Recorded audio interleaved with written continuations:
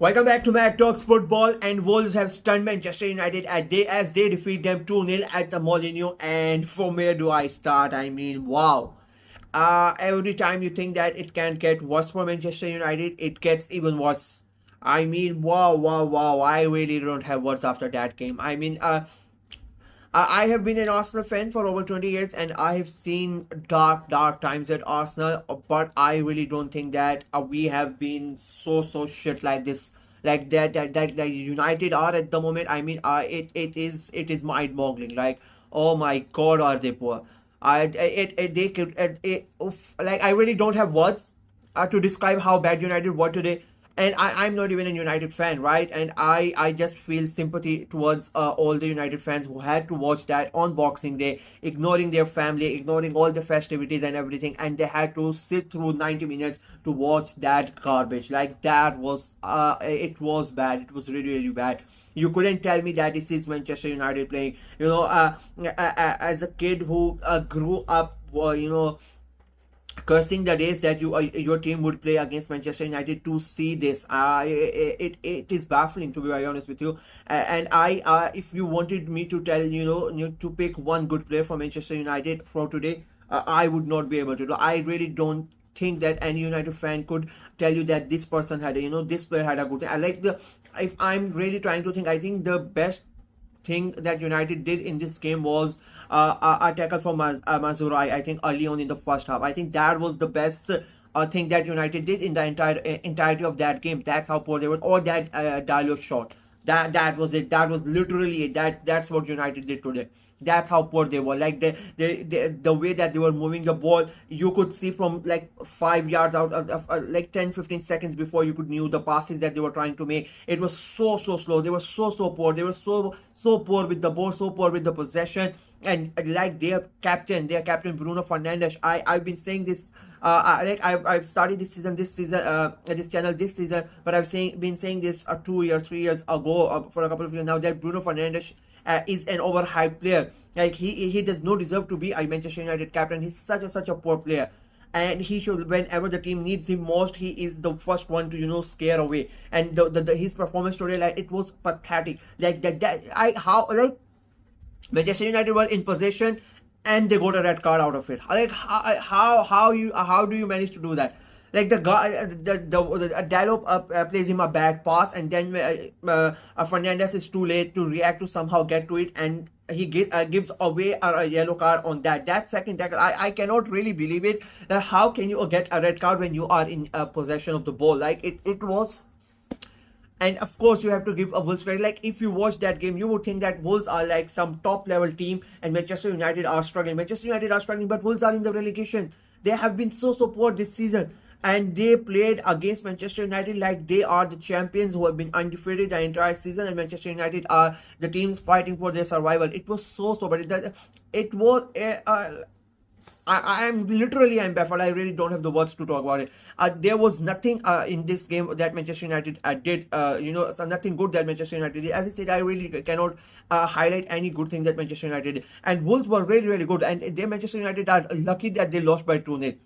Even before Fernandes was sent off, the Wolves already had a goal disallowed because of offside. Larsson Onana had to make a good save from Larsson, and it stayed 1-0, and then Fernandes gets sent off. And they are down to 10 men. And then again, Larsson scores a goal that was offside. And as I said, they could have easily had a couple of more goals. They were really good Wolves before the red card, and after the red card, of course, they took advantage of that. Manchester United were pathetic before the red card, and they were like, I don't know what they were after that red card. They were so poor. And all the hype and all the positivity that Amorim's signing was, announcement and all that brought in, it has evaporated quite quickly. And I really don't want to be the guy that said, I told you so, but I did tell you so. That I said that sacking Erik ten Hag is not going to be the solution. It is not the manager, it is the players, and it is the same thing. You can see the same shit that they were doing under Erik ten Hag. It is the same shit under Amorim. It was the same shit under Solskjaer, under Mourinho, under Van Gaal, and all of them. The club is literally, I don't know how Amorim is going to fix them. but he needs to do something. Like you cannot tell me that these players, Bruno Fernandes, if I'm not wrong, is getting 250 grand a week to for this. Like it was so bad. Like, oh my god, they were.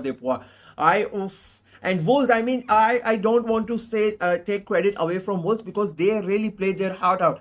They were really good in that game. And even I am like, I'm saying this, that Manchester United, they were bad, like forget it. Even but if Manchester United played really good, they played to their potential that these players have, I still think Wolves would have given them a tough time, because they were so good today.